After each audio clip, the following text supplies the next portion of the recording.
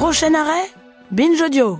This is so hard, but I think I've realized that I am... Le 30 avril 1997, la télévision américaine vit un petit choc en direct. Sur la chaîne ABC, la très populaire série Ellen bat son plein. That I am... I can't even say the word. Ce jour-là, on diffuse le 22e épisode de la 4e saison de cette sitcom typique de la télé des années 90. On y suit les aventures d'Ellen, incarnée et inspirée par Ellen DeGeneres, et de ses amis hauts en couleur et de ses amours souvent bancales dans un Los Angeles rayonnant. Why can't I say the word? I mean, why can't I just say... Ces amours, justement, c'est le cœur de ce nouvel épisode. Elle y croise la route d'une charmante productrice de télé baptisée Suzanne, avec qui elle noue des liens très forts. Suzanne est lesbienne et suppose qu'Ellen l'est également, ce qu'elle nie dans un premier temps. I mean, what is wrong? Why do I have to be so ashamed? I mean, why can't I just say the truth? I mean, be who I am. I'm 35 years old. Sur le canapé de sa psy, jouée par la légendaire animatrice télé Oprah Winfrey, Ellen se rend compte qu'elle est effectivement attirée par les femmes. Elle court sur les traces de Suzanne, la retrouve dans un aéroport et dans le micro servant à appeler les passagers à embarquer, elle lui fait une confidence qui sonne comme une déclaration. I'm so afraid to tell people. I mean, Susan, I'm gay.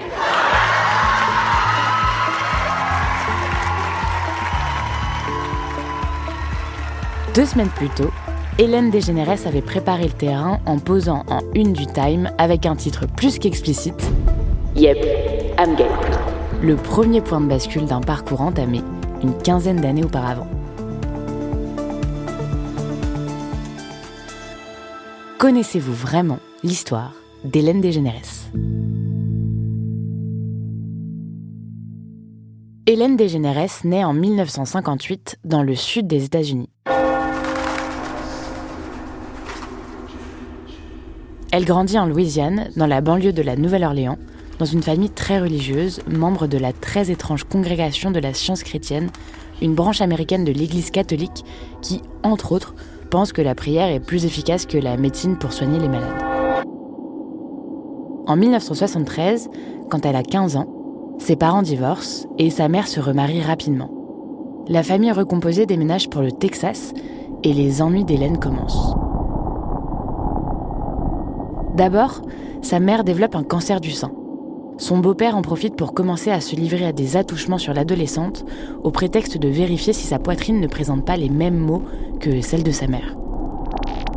Au fil des ans, le beau-père se fait de plus en plus pressant. Ellen tente d'alerter sa mère, sans succès. Alors dès qu'elle le peut, elle repart pour la Nouvelle-Orléans, où elle entame des études de communication. En parallèle, elle enchaîne les petits boulots et surtout, elle traîne de plus en plus souvent dans les comédie clubs. En cette période charnière entre les années 70 et 80, la scène humoristique américaine est en pleine expansion.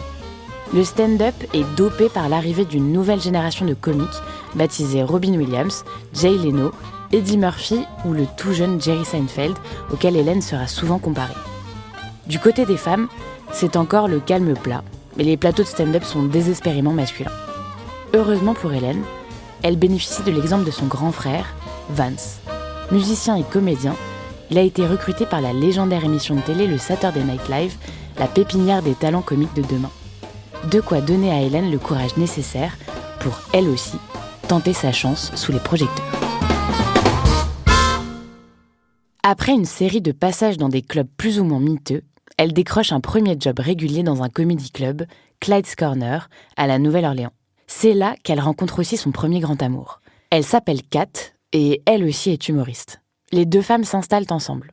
Mais Kat n'est pas très fidèle, alors Ellen la fiche à la porte. Et le destin vient s'en mêler. Un soir, à la sortie d'un concert où Ellen avait tout fait pour ne pas lui parler, Kat a un accident de voiture. Elle est tuée sur le coup. Elle avait 23 ans. Dévastée, Ellen se retrouve obligée de quitter l'appartement qu'elle partageait avec Kat et se retrouve dans une sous-location sordide, infestée de puces. Des années plus tard, elle explique « Je me suis retrouvée allongée sur le parquet, en pleine nuit, les yeux écarquillés, à me demander comment c'était possible qu'une femme magnifique de 23 ans puisse mourir comme ça, qu'elle disparaisse alors que ces saloperies de puces, elles, ont le droit de vivre. Cette prise de conscience, elle va en faire le matériau d'un sketch, un monologue qu'elle va intégrer à ses performances sur scène, où elle décroche un téléphone imaginaire pour passer un coup de fil à Dieu et lui demander justement pourquoi il laisse les puces prospérer de la sorte. Yeah, hi, God, it's Ellen. Ellen. DeGeneres. DeGeneres. What's so funny? No, I never thought of that. It does sound like that, doesn't it?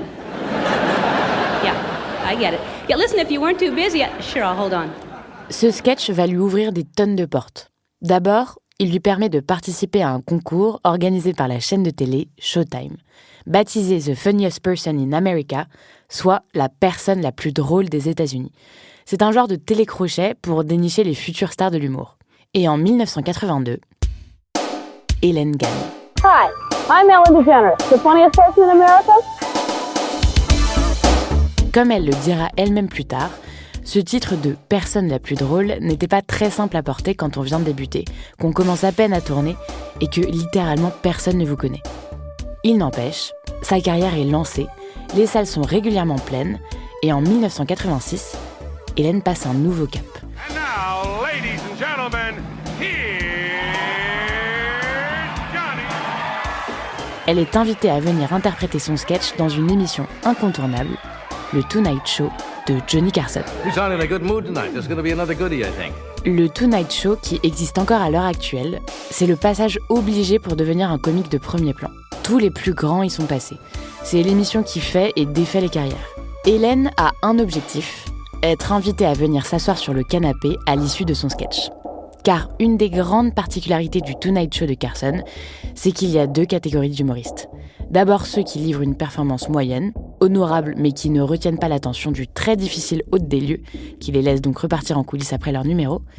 Et puis il y a les autres, beaucoup plus rares, ceux qui font rire Johnny Carson, qui réussissent à marquer les esprits. Ceux-là, Johnny les invite d'un petit signe de la main devenu légendaire à venir s'asseoir un moment à ses côtés pour répondre à quelques questions. Ils sont très peu nombreux et ils sont promis un bel avenir. Ellen est bien décidée à en être, même si aucune femme humoriste n'a eu cet honneur lors de son premier passage. Et le 28 novembre 1986, elle réussit son pari. Thank you. Yeah. That's very clever and very fresh and, Well, that's wonderful hearing that from you. No, I mean it. It's good material. Thank you. How long you been doing this? 4 years. Yeah? Yeah. And you work in the comedy clubs and like the improv and... Oh, a lot, yeah. Yeah. The road is tough. Elle change de division et devient une étoile montante de la scène. On lui propose par ailleurs des rôles à la télé. On la voit dans des séries. HBO diffuse plusieurs de ses spectacles. La télévision à l'époque est très friande de stand-uppers, et pour cause, la série Seinfeld menée par Jerry Seinfeld fait des cartons d'audience et devient un phénomène culturel. Alors tout le secteur se met en quête de nouveaux talents humoristiques pour booster leurs audiences. C'est ce qui pousse la chaîne ABC à solliciter Ellen et lui proposer carrément sa propre sitcom. Elle va s'appeler « Ces amis que j'ai », These Friends of Mine en VO, et commence à être diffusée en 1994. Petit problème en vue, au même moment, une nouvelle série vient de se lancer chez les concurrents d'ABC, et elle s'appelle Friends. C'est un peu trop proche, d'autant que là aussi, le succès est démentiel. Alors ABC décide de rebaptiser sa sitcom et de l'appeler tout simplement Ellen. Ellen, qui vit désormais en Californie, y incarne une version fictionnelle d'elle-même, une libraire un peu mal à l'aise socialement, prompte à faire des gaffes, avec un débit de mitraillette et une vie sentimentale en dents de scie. Une vie sentimentale, précisons-le, hétéro. Jusqu'à donc ce fameux épisode 22 de la saison 4, en 1997, où Ellen fait son coming out, dans la série, comme dans la vraie vie. Okay, then, Ellen, I'll say it. Good for you. You're gay. So what are you gonna do now? I'm going to Disneyland. Si le geste est globalement salué, la carrière d'Ellen connaît un net ralentissement. On lui reproche désormais de vouloir en faire trop sur le plan de son homosexualité, de trop en parler, de la mettre trop en avant dans sa série, dont les audiences commencent à dégringoler. En 98, sa série s'arrête. Sa vie privée fait les choux gras des médias people, on traque ses petites amies, à commencer par la comédienne Anne Heche, que le grand public connaît notamment pour son rôle dans le film 6 jours, 7 nuits, avec Harrison Ford. Une romance chaotique, minée par les lourds problèmes de santé mentale d'Anne H, qui se termine en 2000. C'est à ce moment-là qu'on propose à Ellen d'animer la cérémonie des Emmy Awards, les Oscars de la télé américaine. Sauf que nous sommes en 2001, que le 11 septembre vient de passer par là, et que l'ambiance n'est ni aux paillettes ni aux blagues. La cérémonie est décalée plusieurs fois, et finalement, le 4 novembre 2001, les Emmy ont lieu, et Ellen fait un carton, avec une tirade devenue culte. Je suis dans une situation unique en tant que présentatrice. Pensez-y. Qu'est-ce qui pourrait mettre plus en run les talibans que de voir une lesbienne en costard entourée de juifs ?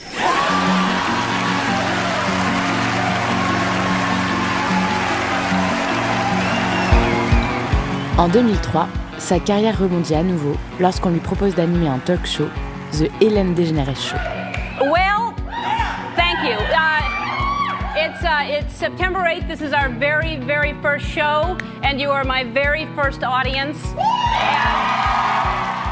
Produite par NBC et diffusée sur tout un tas de chaînes partenaires, l'émission se démarque rapidement des autres talk-shows par son ton léger et par la personnalité d'Ellen. Et elle danse avec le public, offre des cadeaux, fait des surprises à ses invités. Elle impose un style tout à fait nouveau et charmant qui font de son émission un espace de bienveillance, une petite bulle de savon rigolote dans une télévision souvent assez morose. Pendant plus de 3000 épisodes, Ellen va multiplier les petits coups d'éclat, que ce soit lorsqu'elle décide d'inviter l'intégralité des anciens élèves de sa classe de terminale, lorsqu'elle s'amuse à faire peur à Taylor Swift en se cachant dans sa loge, ou quand elle anime une série d'épisodes allongés sur un lit médicalisé après s'être déchiré un ligament dans le dos. Bref, Ellen devient une figure familière, rassurante, fun, et les séquences de ses émissions font un tabac, tout comme ses apparitions dans les cérémonies qu'elle anime. On se souvient par exemple du fameux selfie pris durant les Oscars 2014, aux côtés de Bradley Cooper, Meryl Streep, Brad Pitt, Julia Roberts ou encore Jennifer Lawrence, une photo devenue culte, partagée près de 2 millions de fois en moins d'1 heure sur les réseaux sociaux.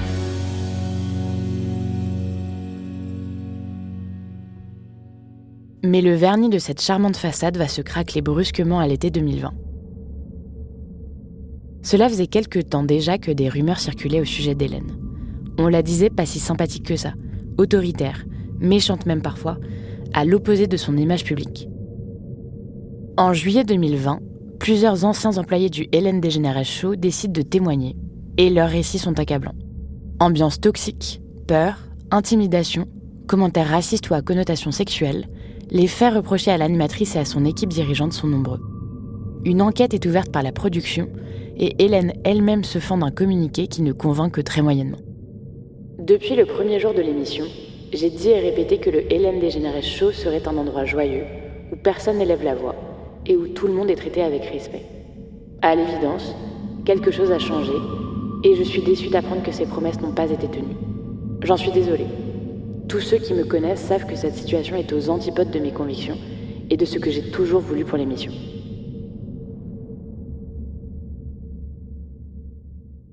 Quelques hauts gradés de l'émission vont perdre leur poste dans la foulée, tandis qu'Ellen, elle, reste en place. Mais la magie n'opère plus. Et même si Ellen tente de sauver les meubles à l'ouverture de la saison 18 à la rentrée 2020, plus personne n'y croit. La vérité, c'est que je suis cette personne que vous voyez à la télé, mais je suis aussi plein d'autres choses. Parfois je suis triste, je me mets en colère, je suis anxieuse, je suis contrariée, je suis impatiente. Et je travaille sur tout ça. Je bosse tout particulièrement sur l'impatience, et ça se passe pas très bien, parce que ça ne va pas assez vite à mon goût. Il n'empêche, l'émission ne retrouvera jamais son succès d'avant. Le contrat d'Ellen n'est pas renouvelé, et son show s'arrête à la fin de sa 19e saison, en mai 2022. Après près de 20 ans passés sur son plateau, tout le monde se demande ce que va faire Ellen DeGeneres. En septembre 2024, elle est de retour à la case stand-up avec son spectacle diffusé sur Netflix et baptisé For Your Approval, qu'on pourrait traduire par « pour votre approbation », et qu'elle présente comme sa dernière incursion dans le monde de l'entertainment, en tout cas en tant que personnalité publique. Elle le martèle tout au long de la petite heure que dure ce spectacle, qui tient plus de l'exercice de justification que de la réelle performance comique, avec de longues tirades sur le fait que le regard des autres sur ce qu'elle est ou ce qu'elle fait ne l'intéresse plus du tout. L'avenir nous dira si, Après plus de 30 ans sous les projecteurs et une carrière bâtie sur ses liens très spéciaux avec le public, Hélène parviendra à se faire oublier.